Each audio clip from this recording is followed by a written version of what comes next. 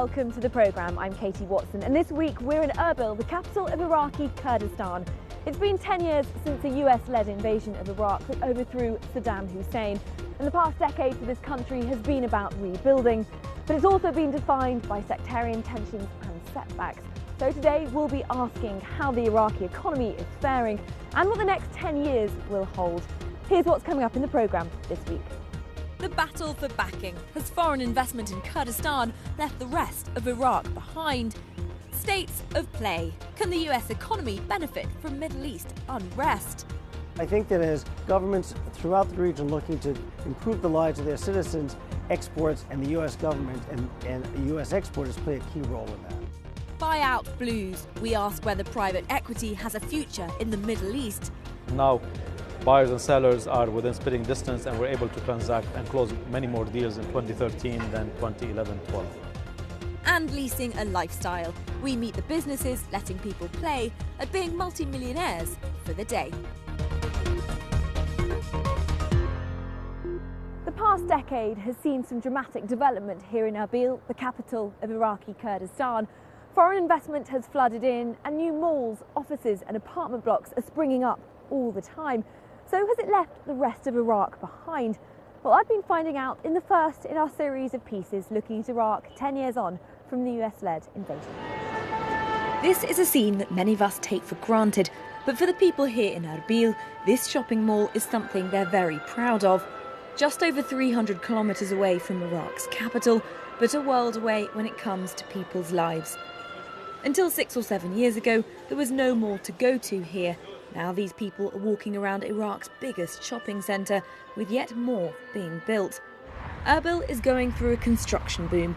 Speak to people here and they're at pains to say how different their lives are compared with the rest of the country. Everyone knows Kurdistan's economy is going well and going to get even better. Kurdistan is improving all the time. God willing, we have educated people, and that will only increase. Iraqi Kurds don't want to look back. Talk here is firmly about the future. With a fifth of Iraq's oil reserves and, unlike the rest of the country, a stable security situation, the regional government has allowed the economy to open up.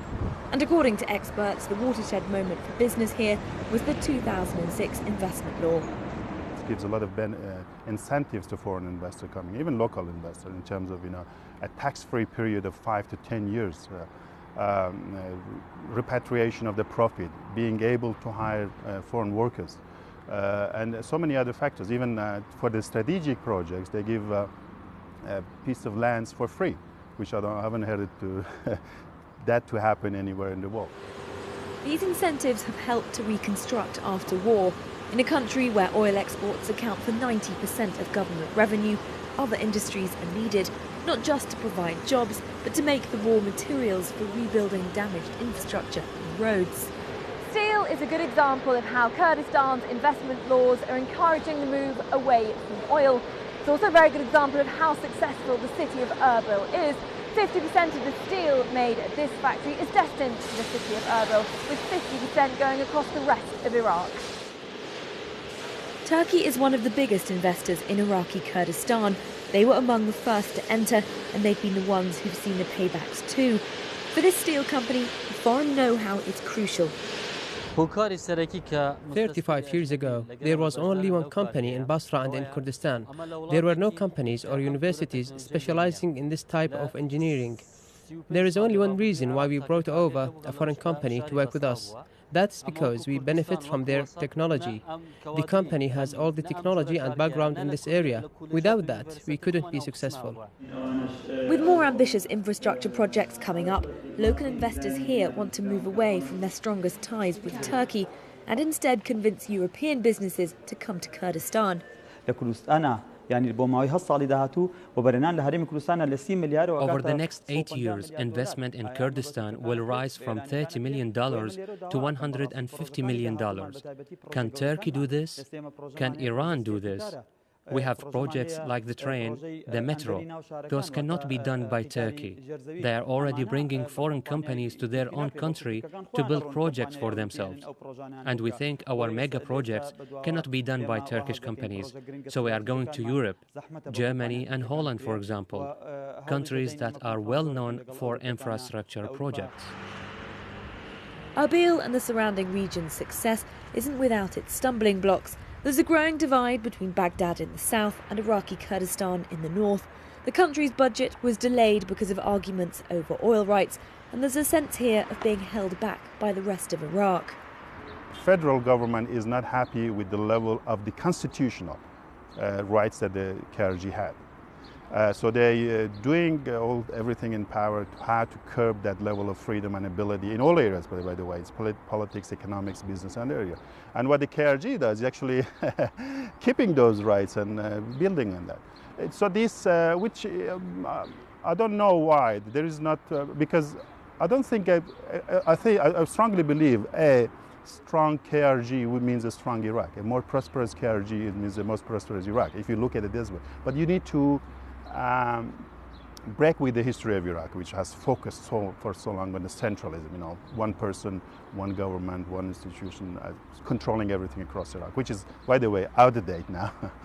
It's not stopping the government here, though. The economic transformation of a region that was previously very isolated has surprised many. And the man in charge of drumming up investment in the region explained to me where Kurdistan had got his ideas from. We've tried to avoid copy and paste of models. And we've tried to use experiences from successful stories like Gulf, specifically Dubai, Saudi Arabia, Lebanon, other areas like Malaysia, Europe. So we've considered the environment and the culture and the nature that this society has been suffering and the way that this society needs to be rebuilt. Based on these, we have tried to create a model of investment that fits the region itself. A lot of the headlines coming out of Iraq aren't particularly good ones. You've got security issues, safety, and corruption. So when you're trying to attract investors to come and set up here, how do you convince them? We believe that, and we are working on that very strongly, that we are a very important part of Iraq. But we cannot accept that Kurdistan could be taken as one package security with the entire Iraq. The facts on the ground gives you indication that there is no way to compare between the security stability in Kurdistan and, unfortunately, at the rest of Iraq. Regarding the corruption and the transparency measures, of course, again, we are a part of one country. Yes, we admit that there might be corruption, but there are also willingness and power to overcome and to fight it. We have stepped out towards more transparent and auditable decision-making. It's 10 years since the US-led invasion and Kurdistan has changed dramatically. Where do you see the next 10 years? We have a vision that some of our thoughts, some of our visionary messages to be seen on the reality when we say that we need to make of Kurdistan as a hub for living together, a new model for democracy, a model that can be respecting human rights, different voices and different ideas, work together as a package to overcome misuse of the resources and to have a human resource development strategy that can make the best use of the natural resources that this country has. Harish Muharram speaking to me earlier. Now from Cairo to Doha and many places in between, the new US Secretary of State John Kerry has been touring the Middle East this week. Syria and security have been high on the agenda, but there's also been plenty of talk about the economy too. Simon Atkinson now reports. John Kerry's been doing plenty of this in the past week, meeting key players in Egypt, Saudi Arabia, the United Arab Emirates, and in Qatar. In the Gulf, Syria and Iran dominated talks. But in Cairo, the former presidential candidate turned diplomat was talking democracy and the economy with the Egyptian government. The US has historically been the country's biggest donor, but Mr. Kerry stressed that if Egypt wanted more US help, it had to make some big political decisions, not least agreeing a $4.8 billion loan from the International Monetary Fund, something many Egyptians oppose. Economic assistance, support for private businesses, growing Egypt's exports to the United States, investing in Egypt's people through education.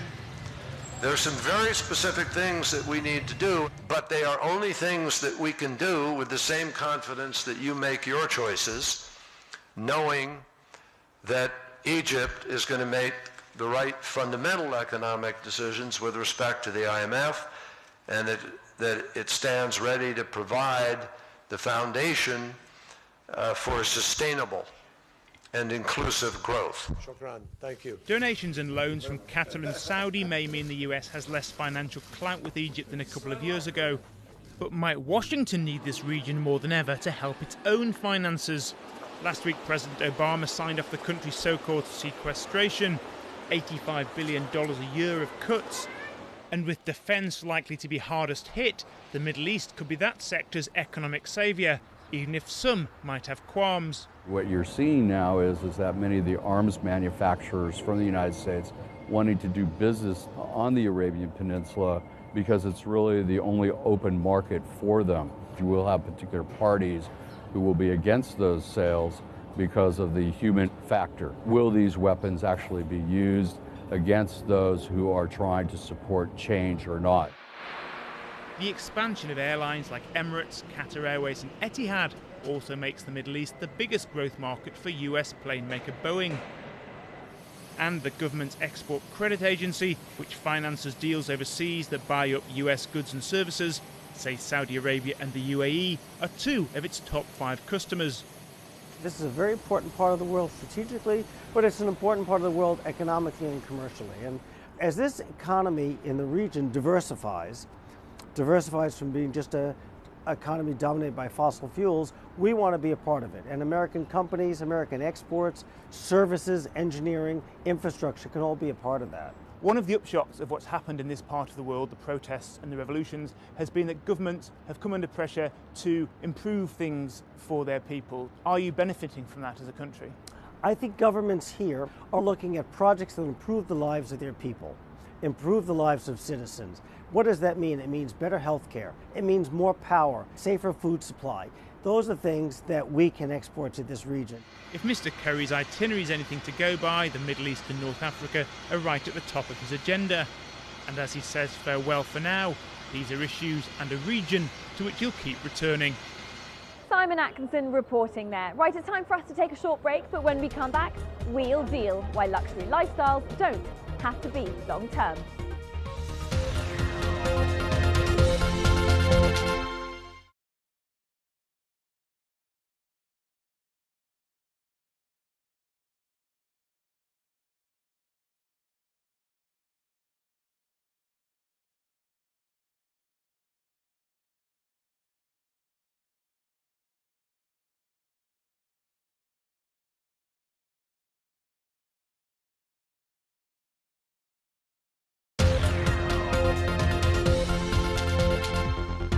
Welcome back to the programme. I'm Katie Watson, and this week we're in Erbil, the capital of Iraqi Kurdistan. Before the global downturn, private equity deals were all the rage. Investors could borrow money cheaply, buy up businesses, and then sell them on at a profit. In 2007, the Middle East raised $6 billion in private equity financing, and then came the credit crunch. Although things have picked up a little, last year the figure was just $700 million. So where's the market at now? That's a question Nima Aboueda put to Karim El Sol of Gulf Capital.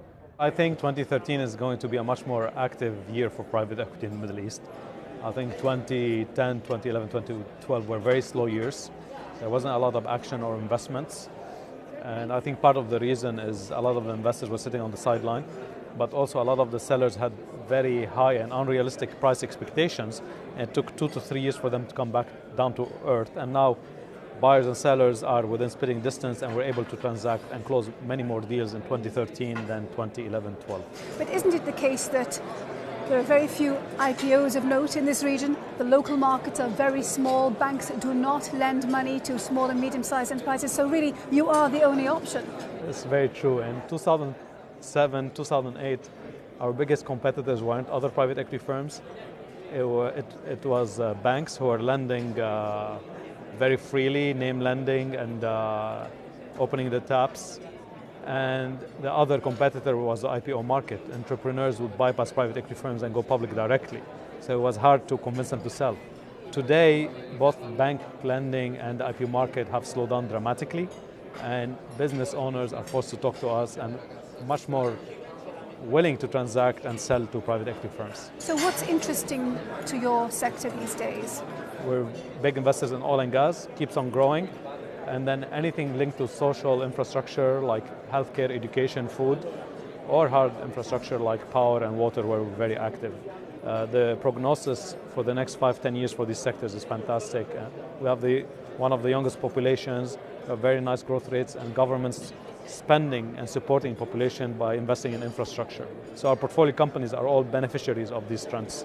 How do international investors view this region now? Are they loving it altogether as an unstable area as a result of the Arab Spring? I think we need to segregate the Gulf from the rest of the Middle East, North Africa.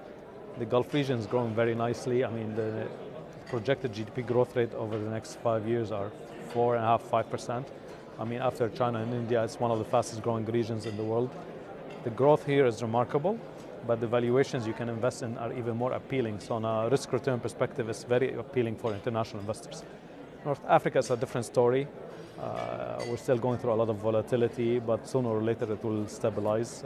So it's not for the faint-hearted. Some investors who are willing to take the plunge and take a 5–7 year view will actually generate good returns, but not in the short term. Karim Osul from Gulf Capital speaking to Nima Abouwarda there. Right, let's have a look at the other stories that have been making business headlines across the region this week. The Palestinian Authority's finance minister Nabil Kassis has resigned. His decision to quit comes as Palestinian finances continue to struggle, partly because of Israel's decision to halt the transfer of tax revenues to the authority after the UN upgraded Palestinian status to non-member observer state last year. Israel says the money offsets some of the authority's debts, which include millions owed to Israel's electricity company. Israel collects revenue on behalf of the authority as it controls border crossings into the West Bank and Gaza Strip. One of the world's richest men, Prince Al-Walid bin Talal, has severed ties with the Forbes rich list, claiming it underestimated his wealth. The Saudi investor, ranked 26th in the billionaires list released this week, accused Forbes of a flawed valuation method. Forbes estimates that Al-Walid, a nephew of the Saudi king, is worth $20 billion. He estimates his own wealth at $29.6 billion. Fast food giant McDonald's says it will display nutritional information on the packaging of all food products sold at its restaurants across the Gulf. The decision to detail calories, fat, salt and carbohydrate content comes amid ballooning rates of diabetes and obesity in the region. McDonald's says that the move is designed to help consumers in the GCC make more informed lifestyle decisions. Critics say the move should have been made earlier. Now, when it comes to living a life of luxury, Dubai has it all. From swanky apartments to fast cars and big yachts, temptation is everywhere. And if you fancy it, it's possible to live like a multi-millionaire, even if your pockets aren't quite that deep. Jonathan Fruin has this report now from Dubai. It's not about the money, money, money. We don't need your money, money, money. We just want to make the world dance. Forget about the price tag. This is the Dubai International Boat Show, an annual extravaganza of opulence. And if your budget is a few $1,000s or a few million, there's something for you. Now, whether you're in the market for a small boat, a super yacht, or even just an engine, this is clearly the place to be. But what's brought the visitors out today? We're just over here on holiday, visiting friends who live and work here, and we just thought we'd come down to the boat show to have a look, because it's not very often that you get to be in a place like this, with boats like this, with an atmosphere like this. But you're not buying? No, not unless we've won the lottery, which we'll find out when I get back home. I just came here for some shooting, photo shoot, for the different boats here. Are you buying?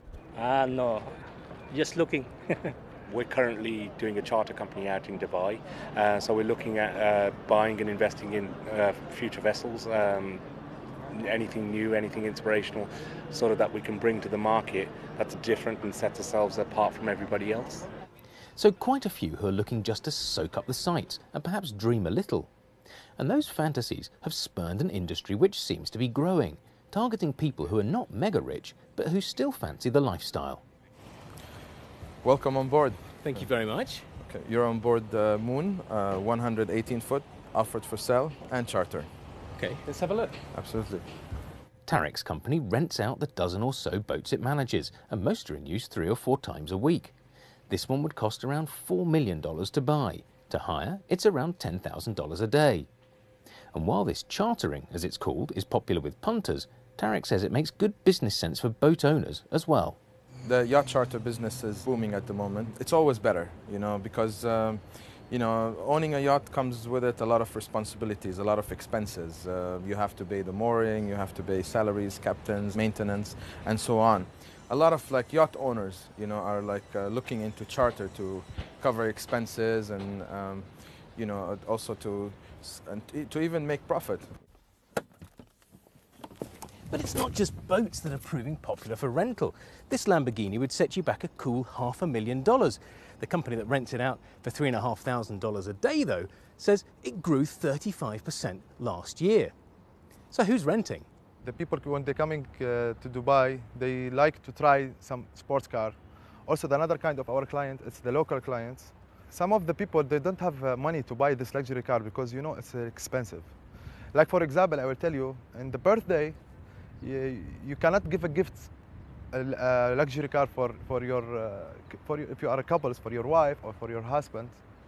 So you can, for example, take it for one day and give it for him like a gift. Back among the luxury yachts, boat show organisers reckon sales and visitor numbers are performing well. And this reflects a revival of an industry that saw choppy times during the downturn. The growth is going and going and going. And today also we have the biggest marina numbers around the area, and still we need more and more. We need more berth, we need more because UAE has become as the main destination for many owners of the yacht as well in Europe or also in Middle East or GCC country. But given the number of people who can afford the yacht lifestyle will always be limited, perhaps renting luxury, rather than owning it, is the business with the biggest potential. Jonathan Froon reporting from Dubai there. Right, that's almost it for this week, but before we go, let's have a quick look at how the region's major markets performed. And don't forget, we'd love to hear from you. Our email address is middleeastbiz@bbc.co.uk. And you can also follow us on Twitter and Facebook. There you'll find photos, updates and news from the BBC business teams right across the world. Now, next week we'll be talking about the oil industry here in Iraq. There are growing divisions between Baghdad and Iraqi Kurdistan on how best to deal with international oil companies wanting to take advantage of this country's vast oil reserves. But how is that polarising the industry, and is it making business difficult?